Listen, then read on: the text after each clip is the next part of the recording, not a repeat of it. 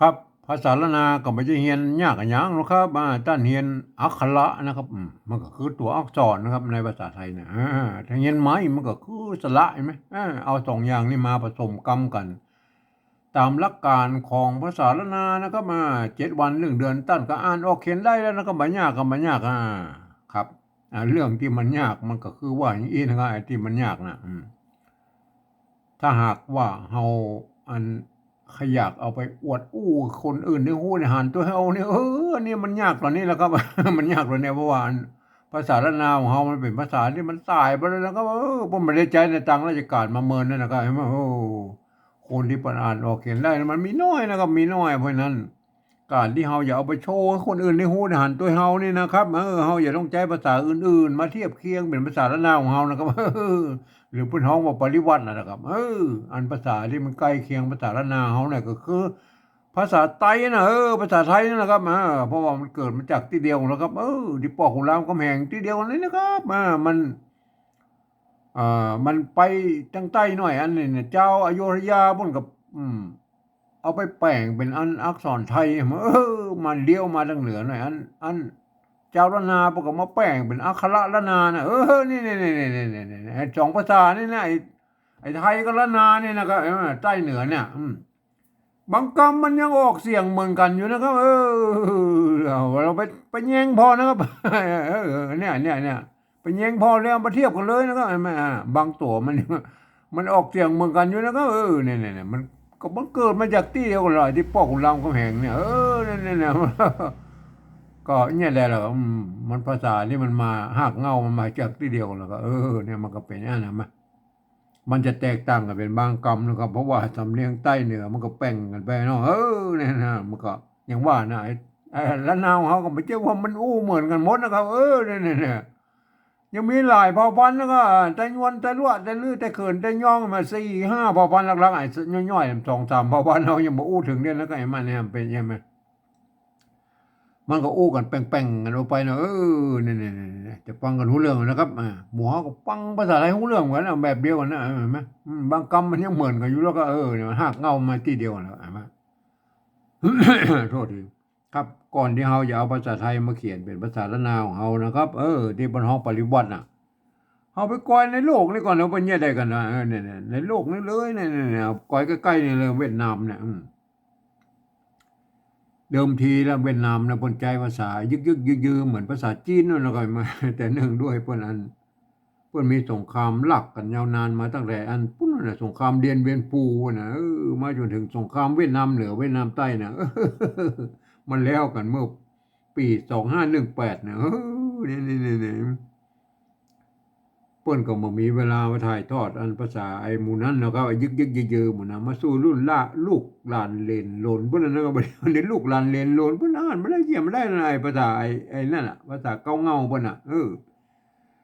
พิ่นก็เลยไปหันไปเอาอักษรอาราบิกน่ะมาเขียนเป็นภาษาของเพิ่นครับ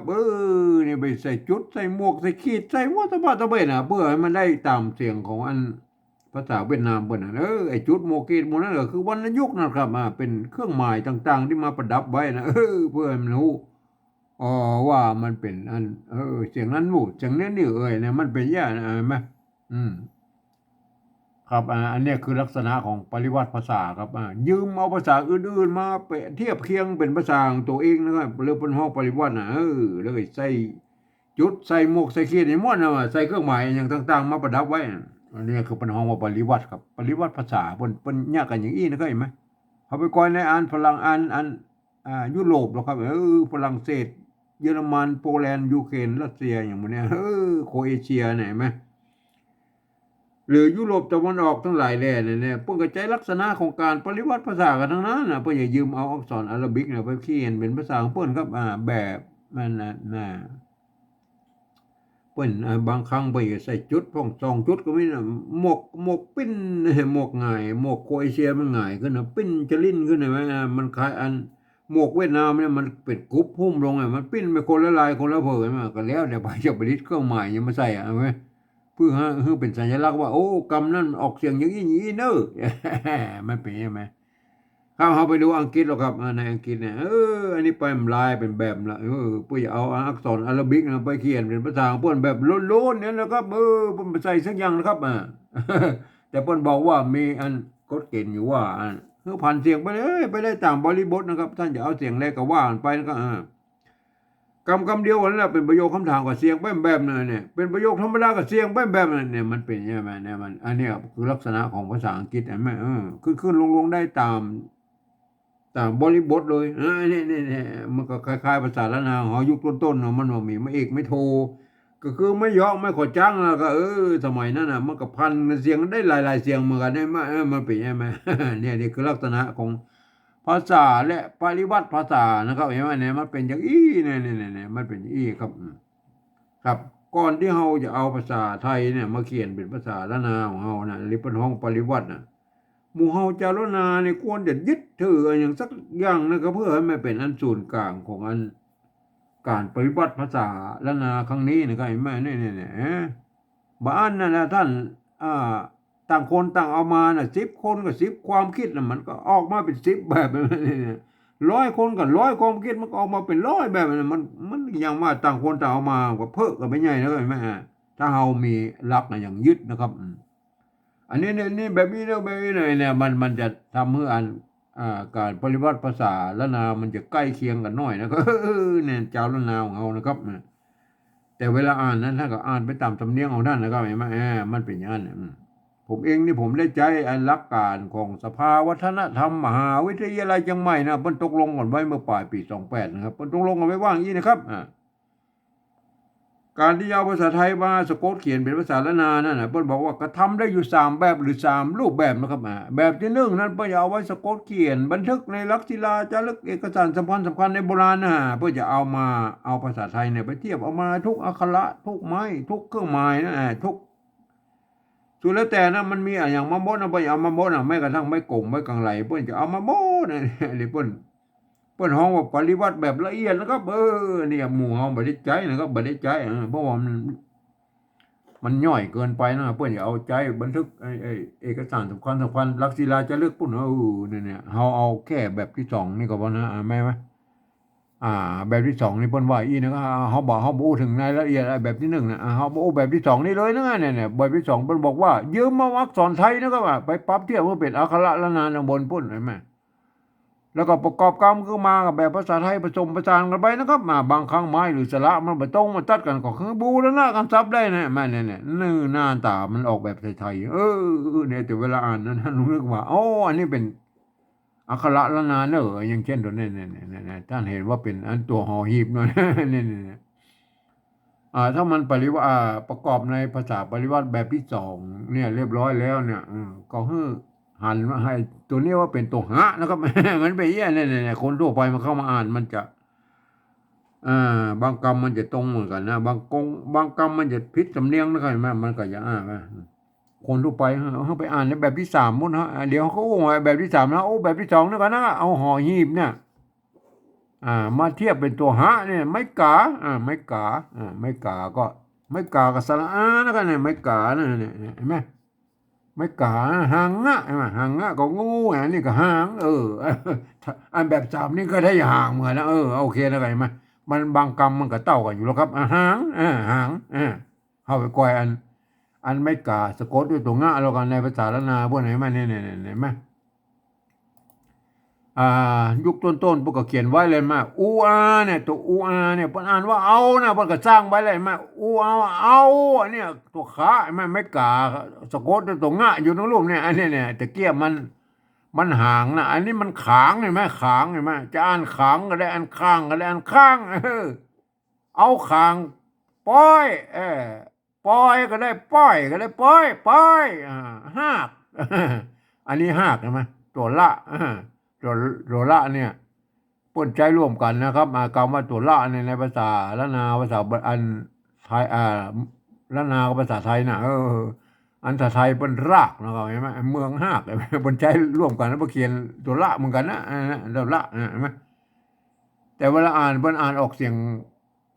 ไทยออกรากนะเมืองออกหากมันเป็นก็ก็แล้วแต่นะเห็นไหมก็แล้วแต่นะครับป้อยนะป้อย ข้างขางขางข้างข้างข้างข้างก็เนี่ยให้ดูอันไม่กาสะกดด้วยตัวง่ายขางขางโอเคห่างเฮาก็ดูของเฮานะห่างนี่มั้ยเนี่ยห่างอันนี้ห่างได้มั้ยห่างได้มั้ยเนี่ยได้แล้วนะห่างเนี่ยโอเคนะครับอันนี้เนาะตัวมะเห็นมั้ยอันตัวมะนะครับมันเป็นอักษรสูงนะมันบ่มีอักษรต่ำนะเนี่ยแหละอักษรต่ำตัวมะอักษรต่ำโทษทีตัวมะแบบอักษรสูงนี่มันเนี่ยเพิ่นก็มันบ่มีตัวอักษรสูงเพิ่นก็เอาตัวหางมะเนี่ยมาซ้อนไว้ตัวอันตัวหะเนี่ยยืมเป็นอันตัวอันเสียงตัวหะเนี่ยมันเป็นตัวมะเนี่ยมะมะกับหอมอแล้วก็เห็นมั้ยเป็นอักษรสูงนะไอ้ตัวเนี้ยไม่กาสระอาเนี่ยหมานะครับหางหมาอันนี้อันแบบเป็นสามมันไม่ใช่เจ้ากันนะเอาตัวต่อไปเนี่ยลอดตัวละไม่ก่อนะครับความจริงมันมีกันย้อนอยู่ข้างบนนี่นะถ้าเป็นลอนะเห็นไหมเห็นไหมอันก็กันย้อนนะเปิ้นมีตัวสะกดตัวละเนี่ยมันสะกดเปิ้นก็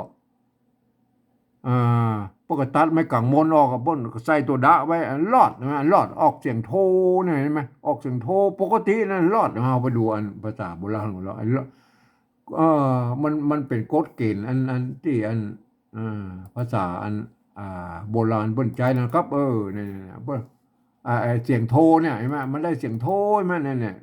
รอดมั้ยอันนี้ไม่ก่อเนี่ยใส่เกลือปอตัดซะหน่อยกินหายเนี่ยปอเห็นมั้ยไม่ก่ออันนี้ไม่ก่อเปิ้นน่ะเปิ้นจะมีอันกันย้อนแล้วก็ไม้กังมนควบกันอยู่อีนะครับพอมันมีอันไม่ตัวสะกดใช่ไหมตัวปะไม่ก่อตัวงะเนี่ยไหมเนี่ยงะเป็นตัวสะกดแล้วพวกกตัดไม่กังมนเนี่ยบิเกาลิ้นปองบ่ได้ลิ้นใกล้ลิ้นปองปากกันอย่างก็ว่าไปนะเห็นไหมปองเห็นไหมปองลิ้นปองอันนี้ปอเนี่ยปอปองเห็นไหมเนี่ยปอแล้วก็ปองเห็นไหมมันเป็นอย่างนี้นะเอาก็อันนี้ก็อันนี้มันปอมันอันสะกดด้วยตัวงะเห็นไหมมันปองเห็นไหมสามานเห็นไหมตัวปะเห็นไหมปะเป็นอักษรอักษรต่ำตัวละมันก็เป็นอักษรต่ำมันสะกดด้วยตัวดะเห็นไหมเนี่ยสะกดด้วยตัวดะเนี่ยตัวญะก็เป็นอักษรตัวญะนี่ก็เป็นอักษรอักษรต่ำเหมือนกันเนี่ยตัวญะเห็นไหมไม่ก่อเมื่อมีตัวดะสะกดแล้วมันเปิ้นอ่านว่ายอดเห็นไหมออกเสียงโทปกติมายอดเห็นไหมมันเป็นยังไงมันกฎเกณฑ์อันนี้มันก็เหมือนกับภาษาไทยนั่นแหละครับเห็นไหมมันเกิดมาจากที่เดียวแล้วครับอย่างนี้แหละบางกฎเกณฑ์อย่างมันก็เหมือนกันอยู่แล้วมันก็แตกต่างกันใต้เหนือใต้อะไรไหมเฮาไปดูตัวอื่นแล้วเนี่ยมีมก็ไอ้รอดนะเฮาดูแค่นี้ก็พอนะไอ้รอดนะยอดใช่ไหมยอดใช่ไหมยอดออกเสียงโทนะยอดใช่ไหมถ้ามันเนี่ยเฮาไปดูแล้วนะอันยอดนะยอดเสียงโทปกตินะยอดข้าว5กอกใช่ไหมกอกใช่ไหมอันไม่ก่อเหมือนกันนั่นเนี่ยไม่ก่อเหมือนอันตัวกะใช่ไหมเนี่ยตัวกะมันสะกดอยู่ตรงนี้เพิ่นเขียนเป็นไม่ซัดแตนเมื่อมีตัวกะสะกดแล้วเพิ่นก็ตัดไม่กังมนหรอกเปิ้นกอกใช่ไหมเสียงเอกใช่ไหมกะดะบะเนี่ยมันสะกดออกเป็นถ้าเป็นอันตัวญะใช่ไหมอักษรสูอักษรต่ำใช่ไหมมันตัวกะดะบะอันสะกดแล้วมันเป็นอันยอดนะเสียงโทเนี่ยไหมอันนี้เราตกกะใช่ไหมตกกะเป็นอักษรสูงเนี่ยเมื่ออันสะกดด้วยกะดะบะมันไม่ก่อเหมือนกันนะเปิ้นอ่านว่ากอกใช่ไหมออกเสียงเอกใช่ไหมเนี่ยอันนี้ออกเสียงเอกนี่นะกอกถ้าเป็นตัวดะสะกดเรามันก็กอดได้ไหมอันมันกอกใช่ไหมกอดนะอันถ้าบันตัวบะสะกดมันก็กอบใช่ไหมอันนี้ก็ยอดใช่ไหมยอดใช่ไหมถ้าจะอันสะกดด้วยอันตัวกะเนาะมันก็อ่านว่ายอกใช่ไหมยอกนี่ก็เอาละกุยยอกนั่นนะถ้าเป็นตัวบะตะกดมันยอบก็มันก็เหี่ยวไปหน่อยยอบใช่ไหมมันเป็นอย่างมันเนี่ยมันเป็นอันเนี่ยมันหลักการหมู่นี้มันก็คือไทยของละนามันก็เหมือนกันนะครับเหมือนกันนะฮะสะกดด้วยเสียงสั้นเนี่ยเสียงสั้นโทเสียงโทปกติสั้นเนี่ยโอเคนะถ้าไหนไปพิจารณากันนะก็เอาไปดูอันของเฮาเลยนะให้มาเนี่ยไอ้รอดนะ ไอ้ลอดนั่นเนี่ยอันนี้มันลอดเสียงโทนั่นก็มันก็ยอดตะกี้ไหนมาถ้าสะกดด้วยตัวกะมันก็ลอกนะถ้าสะกดด้วยตัวบะมันก็ลอบมันเป็นยังไงมันเนี่ยอันนี้มันตัวละนี่เป็นอักษรอักษรต่ำนะครับมันเท่ากับตัวหญ้านะครับเท่ากับตัวหญ้าตะกี้นะเห็นไหมเนี่ยเป็นยังไงลอดห้องเรือนนะครับเห็นไหมเอาตัวต่อไปหัวนะครับหัวเนี่ยเอาละตัวละอันตัวละอันนั้นตัวล้อนี่นะถ้าภาษาไทยมันออกรั้วนะครับเห็นไหมรั้วตัวก็ล้อเนี่ยเขียนเป็นเอาล้อเนี่ยมาเขียนเหมือนกันใช่ไหมอันนั้นไม่กลัวก็เอาละ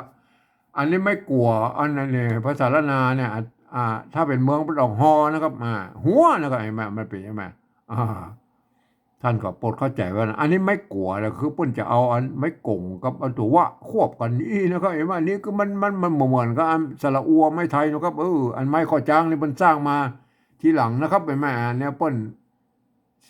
ละนายุคปลายๆเพื่อสร้างไม่เอกไม่โทก็คือไม่เยาะมาข้อจ้างมาใส่นะครับเพื่อให้มันครบเครื่องนะแม่อันยุคต้นๆเปิ้นมาใส่นะครับเอาไปดูยุคต้นๆก่อนนะครับอันภาษาละนายุคต้นๆนะไม่เอาไปดูอันไม่กลัวนะเห็นไหมไม่กลัวไม่กลัวอันดูไม่กลัวอันโบราณประเพณีตัวไม่แก่ตัวจะอันแจก็ได้อันแจ้อันแจก็ได้กรณีอ่านว่าแจ้กินแจ้กินนะตัวกะกินนะแจ้กินกันนะแจ้กินกันอันนี้เจ็บใช่ไหมนั่นนะมาอ่านเจ็บก็ได้นะอ่านเสียงเองนะอ่านเจ็บก็ได้อ่านเจ็บก็ได้เจ็บก็ได้มันอันสมัยนั้นอันไม่เก๋มันแบบชัดเลยนะพวกก็เขียนเต้าอี้พวกอ่านว่าเจ็บได้นะครับโอเคนะเจ็บเจ็บก็เจ็บเราโอเคนะสมัยนั้นเปิ้นพันกันได้หลายเสียงแล้วเปิ้นไม่ต้องจำเป็นใส่อย่างนักนะเปิ้นพันไปเลยตามบริบทเจ็บหัวนะไม่กลัวใช่ไหมเนี่ยหัวตัวหะเปิ้นมีไม้กังมนไอ้กังอยู่นะเปิ้นมีไม้กังไม้กงรู้ดิไม่ใช่ไม้กังไม้กงอยู่ตรงบนนั่นนะไม้กงนี่นะแล้วก็เอาตัววะอยู่ตรงลุ่มเนี่ยมันเป็นสระอัวละนานะครับไม่กลัวเอาเจ็บหัวเอาทั่วถึงไหมทั่วก็ไม่กลัวใช่ไหมเนี่ยเปิ้นอ่านถั่วก็ได้อ่านทั่วก็ได้อ่านทั่วก็ได้อ่านทั่วนั่นก็ทั่วถึงใช่ไหมเจ็บหัวเอาทั่วถึงหัวไม่กลัวนะครับไม่กลัวเมื่อมันมีอันเนี่ยเมื่อมันมีตัวสะกดไอ้ไม่กลัวเนี่ยมันก็คล้ายๆเหมือนกันแล้วเพื่อจะตัดไม่กงออกเห็นไหมปวดจะคิวปวดจะคิวปวดใช่ไหมปวดใช่ไหมเนี่ยเมื่อมันไม่กลัวตัวป้าใช่ไหมเนี่ยมันออกเสียงเอกเลยไหมเนี่ยสะกดด้วยการบามออกเสียงเอกใช่ไหมปวดใช่ไหมถ้าจะเป็นตัวละตะกี้มันก็ลวดมันไม่ออกเสียงโทใช่ไหมเป็นยังไงอันนี้ปวดออกเสียงเอกแล้วเนี่ยพอออกเสียงเอกปวดไม่กลัวนะใช่ไหมทีนี้อันตัวละเนี่ยอันเอาไปก่อยอันนี้อันไม่กลัวทำโจใช่ไหมเนี่ยมวกมันออกเสียงโทใช่ไหมเอาเครือเข้ามวกไม่อันนี้มันมีตัวกะสะกดแล้วเนี่ยมันประกอบเปิ้นก็ตัดไม้อันกงออกใช่ไหมอันเปิ้นใส่ไม้ซัดอันนั่นก็เปิ้นก็แทนว่ามันเป็นมวกเนาะก็ก็ได้นะบางครั้งเปิ้นก็ใส่มาตัวกะนี่ก็มีนะก็มาก็แล้วแต่นะก็มามวกเอาดูอันอ่าอันตัวละตัวรอเนี่ยมาเอาไปดูเนี่ยอันนี้มันเป็นยี่มันตัวละเนี่ยเปิ้นอันไทยมันออกเสียงรอนะเมืองมันออกเสียงฮอนะก็มันเป็นยี่มาก็เขียนเหมือนกันนั่นน่ะเขียนเอาตัวละเขียนอะไรมาแต่เป็นภาษาบาลีพอออกเสียงรอนะครับอันนี้เปิ้นถ้าไทยก็ร้างนะครับเห็นไหมเมืองก็ห้างนะห้างนะครับห้างเย็นห้างเย็นเปิ้นอ่านว่าเมืองเปิ้นอ่านห้างเย็น งาจ้างนอแฮดนอแฮดนะเมืองนะอันไทยเป็นนอแรดนะเข้าเยิงเนี่ยนอแฮดใช่ไหมดูตัวละเนี่ยถ้าเป็นภาษาละนาพวกเขียนตัวละเขียนนี่ก็ภาษาละนาพวกออกเสียงฮอนะก็เนี่ยเอามาอันนั้นภาษาอันไทยมันออกเสียงรอนะก็แม่นะเป็นไหมภาษาบาลีพวกออกรอใช่ไหมพวกนี้นะมันใจร่วมกันนะครับไอ้เสียงรอเนี่ยเขียนเหมือนกันแต่อ่านออกเสียงต่างกันมาได้แล้วก็มันเป็นยังไงหูละไอ้ตัวละเนี่ยเนี่ยไม่กลัวสละอัวเอาละเนี่ยถ้าเป็นอันไทยเปิ้นรั้วนะครับเมืองกับหัวนะครับมันเป็นไม่กลัวไม่กลัวเขาอู้ตะกี้แล้ว อันพอดีมันอย่างว่าถ้าเป็นแบบที่หนึ่งพ่อจะเอาไม้กงมาด้วยแล้วก็มาตัวว่านะไม้ขอจ้างนะพ่อจะเอามีเอามาเต้าอันนั้นแล้วก็เอาแบบที่สองนะครับบูรณะกำซับนะครับคำนี้บูรณะกำซับนะครับซึ่งมันเป็นอัน สระอัวไทยครับสระอัวไทยนะครับอันเนี่ยสระอัวเอาสระอัวแบบไทยๆเอาบูรณะกำซับอันใส่ไม้ขอจ้างกับไม้โทนะครับใส่ไม้โทไปหน่อยโอเคได้ไหมอันนี้บูรณะมะกำซับนะครับอันนี้บูรณะกำซับนะครับหัวเนี่ยหัวโอเคนะครับอ่านว่าหัวนะครับอ่านว่าหัวโอเคนะครับอ่านว่าหัวนะครับห่างมาลอดหัวนะไม่ใช่ลอดรั้วนะหัวเห็นไหมภาษาละนามไม่เปลี่ยนไหมอันนี้ต่อตัวเราไปแล้วไม่ตัวท่านะไม่กุไม่กุนี่เห็นไหมไม่กุตัวอันสะกดด้วยตัวกะเห็นไหมอันนี้เนี่ยนี่เห็นไหมสะกดด้วยตัวท่านะอักษรจูงเลยไหมอักษร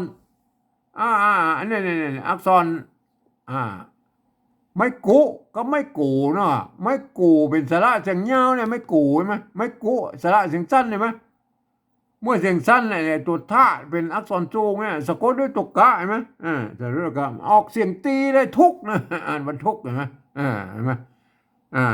ถ้าได้ไม่กูมาว่าทุนะครับทุเห็นไหมเห็นไหมใส่ตุกกะมันใส่ตุกกะมันทุกนะมาเนี่ยถ้าสะกดด้วยอันไม่ใช่กะระบานะสะกดด้วยตัวหน้านี่เนาะอันทุนใช่ไหมเสียงสมันใช่ไหมและออกเสียงสมันใช่ไหมเป็นอย่างนี้นะครับอันนั้นแบบผ่านเสียงแบบนี้มันก็อันไทยกับละนาปุ่นใจร่วมกันนะครับการผ่านเสียงแบบนี้อันนี้ตัวท่าสะกดด้วยตัวกะมันทุกนะครับทุกโอเคนะครับก็ตัวอันนี้เอามาตรงตัวเลยนะครับเห็นไหมก็เนี่ยสะกดด้วยตัวตัวท่านะไม่อันทู่นะทุกทู่นะตัวท่าไม่กูนะครับไม่กูไม่กูอันนี้เนี่ยอันใส่ไม่ย่อเข้าไปทู่นะทู่นะเนี่ยอันนี้ก็ตรงตัวมาเอามาตรงตัวทู่นะทุกทู่นะทุกทู่อันนี้ตัวนี้เหรออันตัวท่านะครับไม่ตัวท่าตัวท่าใช่ไหมตัวท่าไม่กุทุกนะทุกใช่ไหมเอาไปดูอันภาษาโบราณของเราเนี่ยไม่กุไม่กุไม่กุ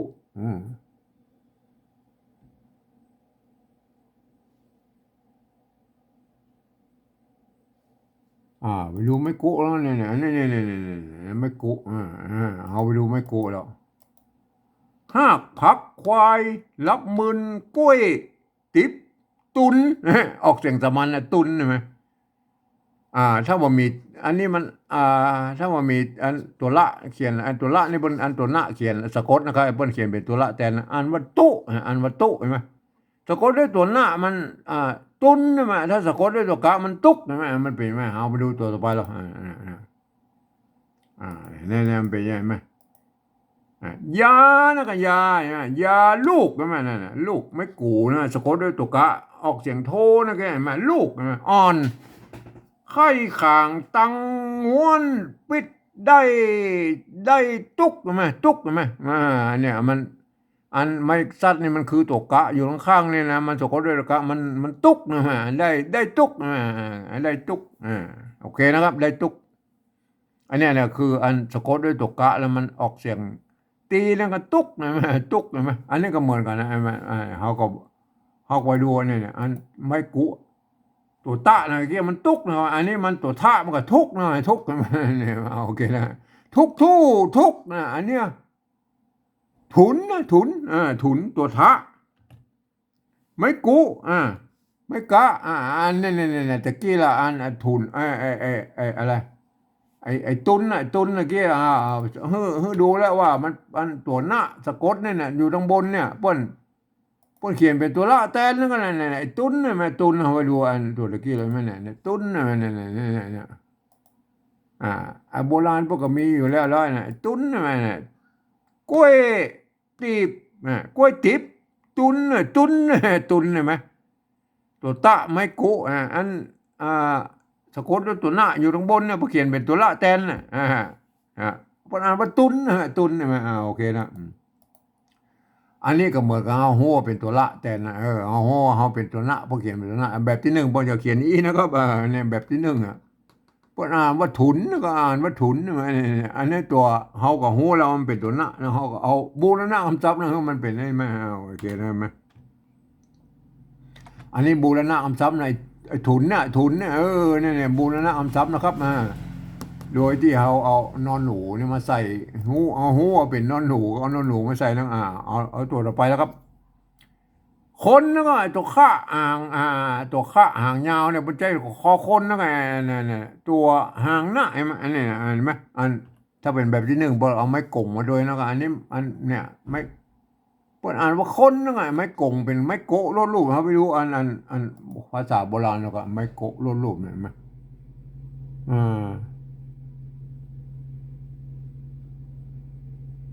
ไม้โกะลดรูปเนี่ยไม่รู้ไม่โกะแล้วเนี่ยไม่โกะรูปเห็นไหมบ้านพักบ้านเหลืออย่างมัวบ้านไหนที่มันประปลูกที่บ้านกำต้นฝนน้ำจริงกลิ่นตาหายต้นก็ฝนใช่ไหมไม่โกะรูปไม่กงเหมือนนะเป็นอันว่าต้นไหมอันนี้ฝนไหมออกเสียงจะระวายไหมต้นฝนมาต้นฝนมามันถ้ากดด้วยตัวกะมันก็ตกมันนะมันเป็นมามันกะดาบะนี่มันมีความหมายนะครับท่านไปพิจารณากันนะครับไอ้เรื่องกะดาบะน่ะเห็นไหมมันสะกดแล้วมันไปจะเปลี่ยนเสียงมันคนละเสียงแล้วกันไหมมันก็รับการอันนี้มันก็มันแบบภาษาไทยนะมาอันนี้ทกก็ผลนะเนี่ยมันเห็นไหมอันนี้มันต้นอันนี้ก็อันตัวข้าเห็นไหมตัวข้ามันเป็นอักษรอักษรต่ำไหมมันก็เลยออกเสียงสามัญคนใช่ไหมถ้าเป็นตัวตามันอักษรสูงมันตนมันเป็นออกเสียงจัตวายมานะโอเคนะครับถ้าเป็นเอากะระบะไปสะกดแต่มันก็จะไปทำลายยังไงมาเอาดูได้นะโอเคนะครับอันนี้เนาะอันนี้ตรงตัวแล้วมันไม่ต้องไปยากแล้วอันไม่เก๋ตัวหน้าเนนะกันเนไหมโทษทีอันนี้เราละนะครับตัวละใช่ไหมละอันเนละนะครับเนละใช่ไหมเนละอันตัวกะตัวกะนะครับตัวกะตัวกะเพิ่นยืมคอควายมาเป็นตัวกะตัวกอในภาษาล้านนามันมีสองตัวนะตัวกะนี่เป็นอักษรสูงนะเห็นไหมอันตัวกะนี่เป็นอักษรตัวต่ำนะเห็นไหมเนี่ยมันก็เลยมันใหญ่แหละเพิ่นแบ่งเป็นตัวกอมันมีสองตัวตัวจอมีสองตัวตัวปอมันมีสองตัวนะมันเป็นเห็นไหมตัวตอมันมีสองตัวนะมันมันก็แบ่งกันเยาะกันจัดอะไรมามันก็เลยทำออกมาได้หกเสียงนะมันเป็นใช่ไหมอ่านภาษาไทยมันมีเอกโทที่จะว่ามันมีห้าเสียงนะโอเคนะครับมันเป็นอย่างนั้นระบบมันเป็นอย่างนั้นอันนี้นะไม่กุนะครับไม่กุสระอุตัวหน้าดังแมวนะหน้าดังแมวกุนอ่านว่ากุนไม่ใช่คุณนะครับคนเนรคุณเนี่ยทีนี้มันจะเนรคุณนะมันจะผิดไปแล้วเนรคุณเนรคุณละคุณเขาก็บูรณะคำศัพท์ไว้นะเนี่ยเนละนะมันถึงบ่มีไม่กะพวกเขามาเขาก็ใส่บ่ให้น้อยแล้วก็ไอ้เนละกุลเนละกุลโอเคนะไอ้ละเนี่ยมันไอ้ละนี่บูรณะคำศัพท์แล้วก็เหมือนกับไอ้พระพระนะครับมันแบบเดียวกันนะมันจะเข้าใจผิดกันนะถ้ามันเปิ้นมีสระอะไม้กะซ่อนรูปอยู่ในนี้เรียบร้อยนะเขาเพียงเดี๋ยวเขาเขียนใส่เปิ้นบ่ได้แล้วก็เนี่ยเห็นไหมคนเนรคุณอันนี้อะไรเนี่ยตัวละอันนี้เนี่ยแบบเดียวกับหัวเนี่ยนะอันตัวละอันนี้เปิ้นอ่านเปิ้นเขียนตัวรอเนี่ยเหมือนกันนะครับเห็นไหมไม่กดจ้างไม่กาตัวเนะเนี่ยเนะเห็นไหมอ่าเนี่ยอันภาษาละนาเปิ้นหายนะครับภาษาไทยเปิ้นร้ายเลยกันเนี่ยมันตัวละนี่มันใช้ร่วมกันนะท่านก็เข้าใจว่าเดินนะครับเห็นไหมเห็นไหมภาษาละนามันเป็นอย่างอี้นะครับมันเกิดมาจากที่เดียวป้องรามคำแหงเนี่ยมันก็เนี่ยแต่บางครั้งมันก็เขียนร่วมกันเนี่ยแต่เพิ่นออกอ่านออกเสียงเหมือนกันไม่ได้นะเพิ่นไทยออกเสียงรอนะเมืองออกฮอนะไงหายนะก็หายนะหายอันนี้นะไม่กานะหายนะครับหายนะครับเนี่ยโอเคนะครับอันนี้หลังเนี่ยตัวละตัวละนะครับหอลอเนี่ยตัวมันมีเหมือนกับไอตัวตะกี้นะตัวมะตัวอย่างนั้นนะ อันนี้ตัวมะเนี่ยมันบ่มีอันเนี่ยตัวละเป็นอักษรต่ำนะว่าอันบ่มีอักษรสูงนะพวกก็ยืมเอาตัวเหาะตัวหะเนี่ยนะมาซ้อนไว้ตรงงูมือมันเป็นตัวละนะครับเป็นอักษรสูงเนี่ยตัวละเห็นไหมไม้ซัดก็คือไม้พัดแล้วก็ในกรณีเนี่ยตัวงะเนี่ยหลังห้ายหลังเนี่ยเขาไปดูไม้ซัดไม้พัดหรอกครับอันไม้ซัดกับไม้พัดเนี่ยมันเป็นยี่แม่เนี่ยเห็นไหม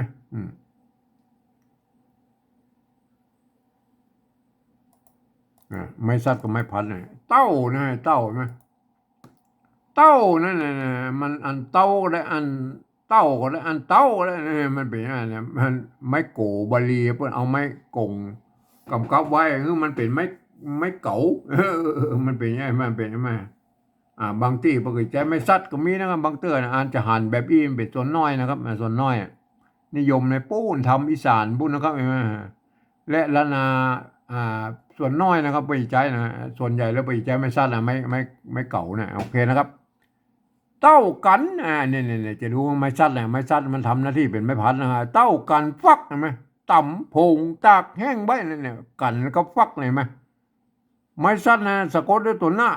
มันกันดอกเสียงยะละวาใช่ไหมตัวฟ้าสะกดด้วยอันไม้ฟักเนี่ยสะกดด้วยตัวกะอันฟักออกเสียงตีไปเนี่ยท่านดูให้ดีนะครับมา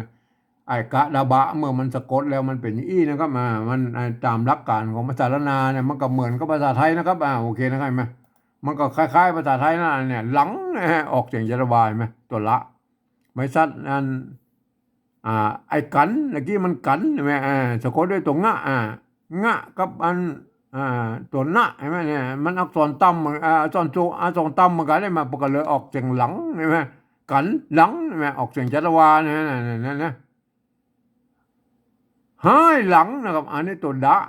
ไม่กี่อันนี้มันมีปัญหาแล้วไม่ตัวละไม่กี่เฉยๆแล้วมันก็อ่านว่าดีนะอันนี้อะไรเสียงโทพิเศษตัวนะตัวนะมันเป็นอักษรต่ำนะว่าตัวนะเป็นอักษรสูงนะมันคล้ายๆตัวละเนี่ยแหละพวกเอามายืมตัวหะอันนี้มันเป็นตัวนะนะครับเป็นอักษรสูงนะไม่ขอจ้างไม่กาเนี่ยหน้าเนี่ยไม่กาหน้าเนี่ยมันเสียงโทพิเศษนะที่อันภาษาไทยเปิ้นบ่มีเปิ้นห้องเปิ้นอ่านเปิ้นออกเสียงนี้บ่ได้แล้วก็เพราะอันนี้แหละไอ้มาเนี่ยเป็นหน้านะมาเปิ้นออกได้แค่หน้านะครับมันเป็นยังไงอันนี้เนี่ยถ้าถึงไม่ปัญหาแล้วในไอ้แบบที่3แล้วมีปัญหาแล้วท่านจะต้องไปปฏิวัติก่อนเองแล้วก็เอาก่อนอันนี้แบบที่2นี่ได้แล้วพอเขียนตะอีพอก็ได้หน้านะครับบนหน้ามันตัวนะนะครับไม่มาก่อจังตัวไม่กานะอันนี้เปิ้นอ่านได้นะครับเห็นไหมอ่านแบบที่3แล้วมันจะอ่านไปแบบนึงเอาอันนี้ได้แล้วนะมาท่านจะเป็นเผ่าพันธุ์ใดไปแต่ยอนแต่ลวแต่ลือแต่เกิดแต่ย่องอย่างก็คนจะเขียนได้เหมือนกันอย่างนี้นะก็แหมคล้ายๆให้มันใกล้เคียงกันนะครับแม่แล้วเสร็จแล้วก็เวลาอ่านนะท่านก็อ่านไปตามสำเนียงของท่านนะครับวันนี้จะอ่านแบบสำเนียงแบบไตยวนเชียงใหม่นะครับโดยที่ว่าเขาอ่านก่อนเขาที่อ่านนะเขาต้องอ่านว่าไอ้นี่อันเป็นตัวหะนะครับตัวมะนะตัวละตัวละนะครับตัวท่าไอ้มันเนี่ยตัวท่าไอ้มันตัวข้าหางยาวเนี่ยมันเป็นยังไงต้องหันเป็นภาษาละนานะครับไม่ใช่คนทั่วไปเขามาอ่านแล้วมันจะพิเพี้ยนสำเนียงนะครับจะอ่านไว้ยีนะครับอ่านตามสำเนียงเชียงใหม่ไตยวนนะครับอ่านไว้นะครับห่างมาลอดหัวทุกทู่ทุกถุนคนเนละกุลให้หลังดีนะเสียงโถพิเศษนะเห็นไหมอันนี้คือภาษาปริวัติแบบที่2นะครับก็คือหลักการผมก็อู้ไปตะกี้แล้วนะครับเพิ่นยืมเอาอักษรไทยมาปรับเทียบว่าเป็นอักขระนาดังบนพุ่นแล้วก็ประกอบกันขึ้นมาแบบภาษาไทยผสมผสานกันไปนะครับเห็นไหมบางครั้งไม้หรือสระมันมาตรงมันตัดกับบูรณะคำศัพท์ได้ขึ้นหน้าตามันออกแบบไทยใช่ไหมเนี่ยอย่างงัวเนี่ยมันเป็นใช่ไหมบูรณะมันหน้าตาไม่แบบแต่เวลาอ่านนั้นท่านต้องอ่านแบบเป็นภาษาละนานะแบบตะเกียที่ผมบอกว่าอ่านให้ฟังหน่อยว่ามันเป็นใช่ไหมคนทั่วไปอ่านแบบที่3นะแบบที่3มันไหวได้ครับหลักการของสภาวัฒนธรรมมหาวิทยาลัยเชียงใหม่มันตกลงกันไว้เมื่อปลายปี28นะมันตกลงไว้นะการอ่านแบบที่3น่ะเปิ้นบอกว่าหลักการมันบอกว่าฟังเสียงภาษาละนาทางบนปู้เนี่ยแหละเปิ้นเปล่งเสียงออกมาอย่างไรนะครับก็เอาภาษาไทยเขียนไปจะนั่นนะเนี่ยพวกอุทยอุนสั้นๆเห็นไหม แต่พวกก็ลืมเกิดไปนะโอ้อันภาษาไทยมันเป็นระบบ5 เสียงนะครับอันภาษาละนามมันเป็นระบบ6 เสียงนะ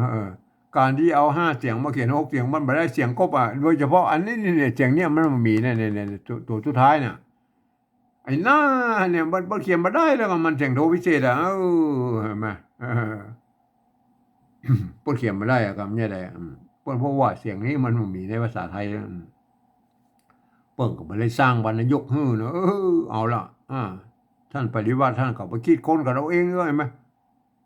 คนบริเวณนี้เอาเนี่ยเอาเสียงโทปกตินะเอาไปเป็นเสียงโทพิเศษนะเนี่ยมันก็เลยทำให้การปฏิวัติอันตัวอื่นมันก็มันก็เลยพลาบก็ไปหมดนะครับมันก็เลยพลาบก็ไปหมดผมเอานะครับผมจะเปิ้นอันที่เปิ้นอันที่เปิ้นเขียนมาได้เนี่ยไอ้เสียงโทพิเศษเนี่ยผมก็เอาจุดประดับไว้นะครับในแนวทางของเวียดนามนะและตัวอื่นเขาก็สะกดเขียนไปตามนั้นครับเปิ้นเขียนอย่างไรก็เขียนไปอย่างนั้นมาเขาสะกดไปตามนั้นเห็นไหมก็ยกเว้นไอ้เสียงเสียงจัตวาลตัวนะอันที่มันกดเกณฑ์ที่เบิ้นมันเหมือนใส่สระเสียงสั้นเบิ้นเหมือนใส่ไม้จัตวาอย่างนี้เนี่ยก็เขาก็ยกเว้นไอ้อันนั้นไปมันกำนะครับเห็นไหมเขาก็ยืมไม้จัตวาเบิ้นมาใส่อันแบบนั้นวันนี้มันจะมีก็เสียงจัตวาถ้าอยู่แบบนี้ก็ไว้แล้วโอเคนะครับเอาละเขาเริ่มเลยนะครับเริ่มฟังเลยนะแล้วไอ้เสียงโทพิเศษเนี่ยเขาเป็นสุดท้ายแล้วเขาก็อู้กันเขาฟังเลยนะเปิ้ลบอกว่าฟังแล้วก็เขียนเลยนะครับเห็นไหมเขาบอกพอกันแล้วนะครับเปิ้ลหางนะครับเสียงภาษาละนาเปิ้ลหางนะครับอันแบบที่2เปิ้ลหางแล้วเอาหางอันแบบที่3เนี่ยหางไทยนะหางไทยหางภาษาไทยเปิ้ลก็เขียนได้ยังไงหางได้เต่ากันใช่ไหมหางอันตัวเราไปแล้วหมาอันนี้ก็หมาเอาหมาไทยซะแล้วหมาเนี่ยมันก็เต่ากันแหละห่างหมาเนี่ยมันเต่ากันเต่ากันเลยนะไม่เนี่ยตัวต่อไปแล้วลอดนะลอดใช่ไหมอันนี้ก็ลอดใช่ไหมแบบที่2เอาเขาบอกพอทั้งบนว่าเอาลอดเอาลอดภาษาไทยเนี่ยห่างหมาลอดเนี่ยเต่ากันเลยนะเนี่ย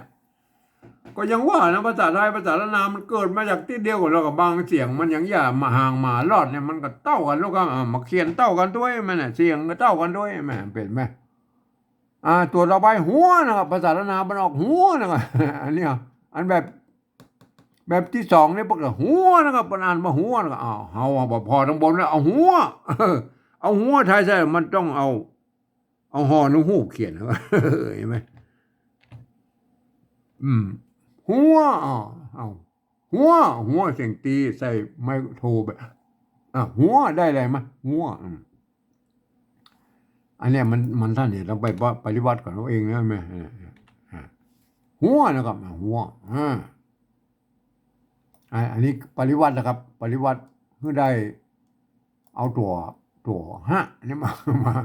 มาเขียนให้มันออกเสียงฮอหัวนะห่างมาลอดหัวอ่านแบบไทยนะครับเห็นไหมอันตัวต่อไปแล้วครับทุกนะครับทุกอันนี้ทุกเห็นไหมอันนี้ก็ทุกเห็นไหมเขาบอกพอทั้งบนแล้วเอาทุกทุกอันส่วนใหญ่แล้วพวกจะเอาตัวทอทหารเขียนให้ทุกเนี่ยทุกเนี่ยทุกเนี่ยเห็นไหมทุกพวกจะเอาทอทหารเขียนอันนี้ก็ปริวัติยังไงแม่ปริวัติเอาไม่ได้เอาทอทหารมาเขียนเอาทุกทู่นะทุกทู่ใช่ไหมทุกทู่กับอันเขาบอกพอทั้งบนไม่ได้เอาทู่อันไทยเขียนพวกเอาทอทหารเขียนใช่ไหมทุกทู่แล้วก็ทุกแล้วก็ทุกใช่ไหมทุกเนี่ยทุกทู่ทุกไอ้ทุกทู่ทุกนี่นะอันปริวัติเอาทอทหารมาเขียนแล้วก็ทุกทู่ทุกเนี่ยอันนี้ปริวัตินะครับปริวัติอันตัวต่อไปแล้วถุนถุนเนี่ยถุนอันนี้ก็ถุนใช่ไหมถุนใช่ไหมเนี่ยเขาเอาบ่พอทั้งบนเอาถุนไทยแล้วก็ถุนถุนได้เลยมันเขียนถุนนี่มันเต้ากันเลยถุนเต้ากันไปเลยไอ้หัวก็ทุกทู่ทุกอันนี้เนี่ยเอาปริวัตินะครับไอ้ถุนนี่เขามันต้องปริวัติละเสียงมันได้เหมือนกันนะมาเอาตัวต่อไปแล้วครับคนนึงคนเนี่ยคนอันนี้เนาะอันแบบที่2ก็คนนะแบบที่เขาบอกพอทั้งบนแล้วเขาเอาคนภาษาไทยเนี่ยไอ้คนเฮาเนี่ยคนเฮาเนี่ยก็ บนใจคอคนเขียนคอควายเขียนเอาละเอาคอควายเขียนแล้วก็อันนี้ก็อันปริวัติครับบ่เขียนบ่เหมือนทั้งบนพุ่นเอาละนะโอเคละปริวัตินะครับปริวัติคนนะคนเนี่ยอันนี้บนใจคอคนนะฮะอันภาษาไทยบนใจคอควายนั่นก็คนน่ะเนี่ยมันเป็นยังไงมาตัวต่อไปเนแล้วก็เนอันนี้ก็เนอันนี้ก็เนอันเนเต่ากันเลยเนละกุลเนละกุลเนละละเอาแยกกันหน่อยเพราะมันจะออกกุลนะครับละเนละกุลอันนี้กุลมาเนี่ยอันนี้ก็กุลมากุลเนี่ยแหละจะออกกอไก่เขียนแล้วเห็นไหมกุลถ้าจะเขียนอีกก็ได้นะก็ไม่แหละกุลอันนี้ก็กุลก่อนนะออกเสียงกุลก่อนนะแต่ถ้ามันงามนะก็เอาตัวนอนเน้นเขียนแล้วก็ไม่นะก็ได้สองแบบนะจะเอากุลแบบนอนหนูเขียนก็เอาตัวนี้ก็กุลโอเคนะก็หายนะครับหายนะครับเนี่ยมันออกเสียงฮอมันต้องหายนะออกเสียงฮอนุ่งหูนะต้องฮอนุ่งหูมาเขียนอันนี้แล้วกุลนี่ก็ไอ้กุลนี่มันไอ้เนละนี่มันเนละนี่มันเต้ากันนะตั้งบนว่าเนละนะเอากุลโอเคแล้วไอ้กุลอันนี้มันต้องเอากอไก่มาเขียนกุลอันนี้เราตัวต่อไปหายนะครับหายอันนี้อันภาษาแบบที่สองก็หายนะครับแบบที่สามเนาะหายมันต้องเอาหอนูฮูบเขียนเลยหอนูฮูบเขียนหายได้หายมันเนี่ยหายอันนี้ก็ได้ละหายกับอันปริวัตินะครับเอาตัวหอนูฮูบมาเขียนแล้วเนี่ยมันได้ตามเสียงปุ๊บอันตัวเราไปหลังนะครับหลังอันนี้ก็หลังแบบที่สองเนี่ยเอาแบบเอาหลังแบบไทยด้วยบอกพอต้องบนว่าเอาหลังหลังได้เต้ากันไหมหลังเนี่ยหลังเต้ากันอันนี้ดีอันนี้ก็ดีแบบที่สองเนี่ยบอกพอต้องบนเอาดีภาษาไทยใส่แล้วก็มันดีดีได้อะไรมาหลังกับดีเนี่ยเต้ากันนะมาเอาก็ไปต้องมายุ่งมันหายเนี่ยมันออกเสียงประมาณกันมันต้องเอาฮอนูมาเขียนแล้วมันจะได้เสียงฮอเนี่ยหายนะไอ้กุนเนี่ยมันต้องเอากอไก่มาเขียนเนี่ยมันเป็นอย่างไอ้เอามายุ่งตอนที่ปุ่นอันเขียนประเมินกันเนี่ยออกเสียงประเมินกันเนี่ยโอเคละอันตัวต่อไปแล้วครับน่าเนี่ยเสียงโทพิเศษนะครับน่าเนี่ยอันนี้ก็น่านะครับเห็นไหมเอาภาษาได้เขียนแล้วมันได้หน้าเนี่ยเอาพอทั้งหมดไว้ละอันนี้เป็นอ่านไว้เลยเนี่ยเป็นอ่านว่าหน้านะครับหน้าเห็นไหมเนี่ยอะไรมันเป็นหน้าแล้วกันไหมลองพันเสียงกันหน่อยแล้วเนี่ยหนาอันนี้หนาเสียงจัตวานะใส่ไม่เอกหนาใส่ไม่โทนหน้าเห็นไหมหน้าเห็นไหมหน้ามันหน้ามันเหมือนหน้าแล้วกับหน้าอันนี้ไปยายไปอ่านว่าหน้าแล้วครับเห็นไหมเนี่ยอันแบบที่สองเนี่ยอันนี้มันตัวนะนะครับเนี่ยตัวนะ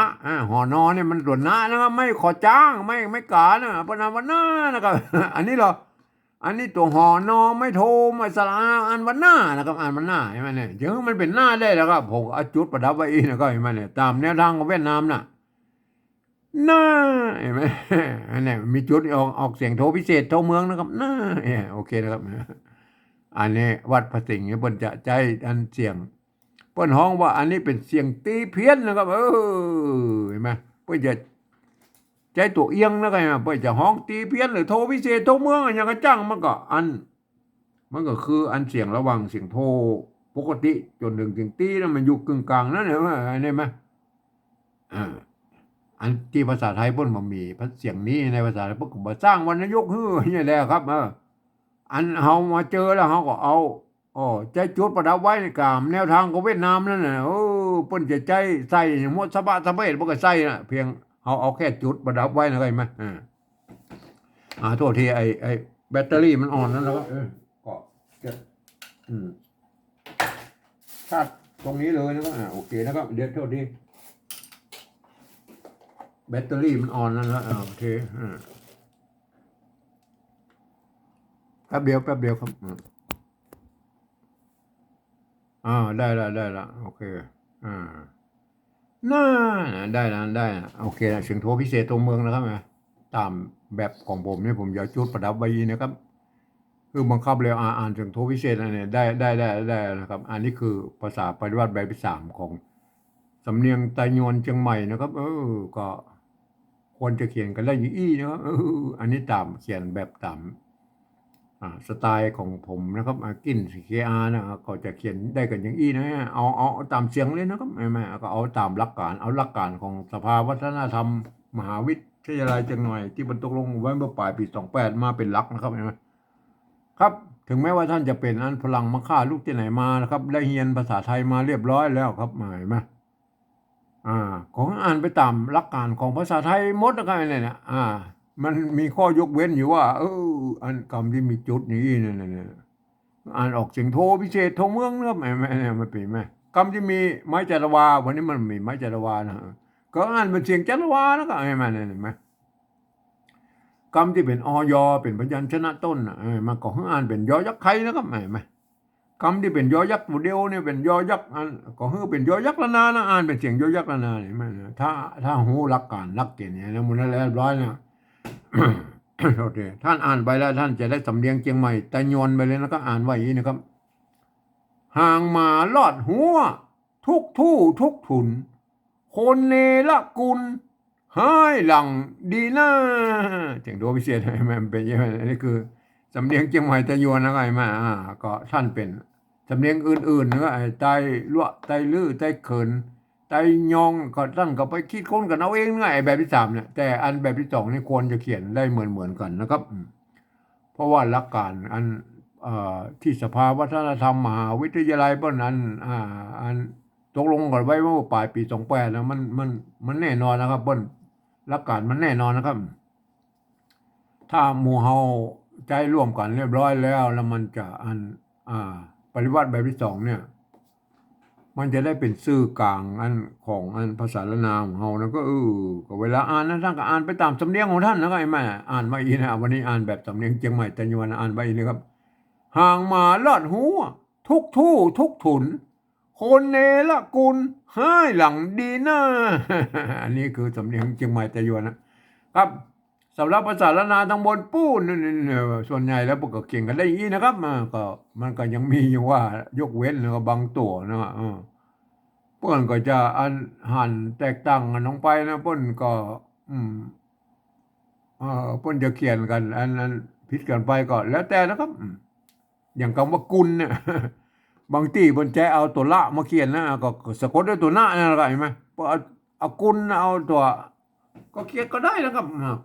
ก็บ่เป็นหยังครับมันออกเสียงภาษาละนามันอ่านออกเสียงได้ก็พอแล้วนะครับผมว่าเนี่ยพอเขียนเป็นตัวละแทนน่ะตัวหน้าไอ้แม่เอาเนี่ยเนรคุณเอามากันเนรคุณเหมือนนะไอ้แม่มันก็เอาแค่เสียงนะเอาแค่เสียงมันจะเอาตัวอย่างเขียนก็แล้วแต่นะครับมันได้เสียงก็พอนะอย่างอันตัวอื่นแล้วก็อันไม่กลัวนี่มันต้องเป็นอย่างนี้อยู่แล้วไม่กลัวมันก็คือไม่โกงก็สระอัวเนี่ยไม่กลัวใช่ไหมอย่างทุกทู่ทุกทุนนะมันบางที่พวกก็เขียนเป็นตุ๊กหน่อยตุ๊กตู้ตุ๊กตุนมันก็หมูไอ้ว่าไปแล้วมันก็แล้วแต่นะครับส่วนใหญ่มันก็เขียนก็ได้ยินนะมันยกเว้นเป็นบางตัวนะแต่พวกอ่านกันได้นะครับอันพวกเขียนกันเหมือนกันนี้ละแต่เวลาพวกอ่านพวกก็อ่านไปตามสำเนียงของท่านใช่ไหมสำเนียงของอันตะยวนตะลุตะเลื่อยตะเขินพวกก็เขียนกันนี้ใช่ไหมแล้วพวกก็อ่านไปตามสำเนียงของว่าไอ้แม่ก็มันก็คล้ายๆแบบที่2เนี่ยใช่ไหมก็ควรจะเขียนได้เหมือนกันนะแต่เวลาอ่านไปตามสำเนียงของท่านนะไอ้แม่วันนี้จะอ่านแบบสำเนียงเชียงใหม่ตะยวนแล้วก็อ่านไว้นะครับห่างมาลอดหัวทุกทู่ทุกถุนคนเนละกุลให้หลังดีนะโอเคนะครับครับวันนี้มันเป็นการปริวัติภาษาละนาในสำเนียงเชียงใหม่แต่ยวนนะครับโดยการยืมเอาภาษาไทยมาสะกดเขียนเป็นภาษาละนาของเราแล้วก็ครับก็จะเขียนกันได้อย่างนี้นะครับแบบที่3หน่อยไหมสำหรับท่านเป็นสำเนียงอื่นๆนะครับไตลื้อไตลั่วไตเขินไตยองอย่างก็ไปคิดค้นกับเราเองนะแบบที่3เนี่ยอันแบบที่2เนี่ยควรจะเขียนได้เอามาเขียนร่วมกันนะครับเห็นไหมก็ช่วยแล้วท่านไปคิดกันเราเองนะครับเห็นไหมครับวันนี้ผมก็ขอบรรยายเพียงแค่นี้นะครับ